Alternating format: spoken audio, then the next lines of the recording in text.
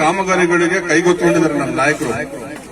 ಮುಂದಿನ ಸಹ ಅವರು ಶಕ್ತಿ ಏನಂತ ಇಡೀ ರಾಜ್ಯಕ್ಕೆ ಗೊತ್ತು.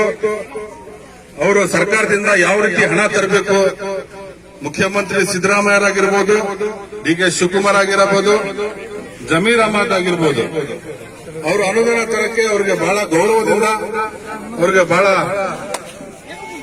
ಮಾತಿಗೆ ಅವ್ರಿಗೆ ಬೆಲೆ ಕೊಟ್ಟು ಅನುದಾನ ತಂದು ಕೊಡ್ತಾ ಇದ್ದಾರೆ. ಇನ್ನು ಹೆಚ್ಚಿನ ನಮ್ಮ ಭಾಗದಾಗೆ ಅದೇ ರೀತಿ ಮಸೀದಿ ಅವಲಿಯ ಫೇವರೇಟ್ಸ್ ಮಾಡಕ್ಕೆ ಹೇಳಿದ್ದೀವಿ. ಸುಮಾರು ಅಂದಾಜು 25 ಲಕ್ಷ ರೂಪಾಯಿ.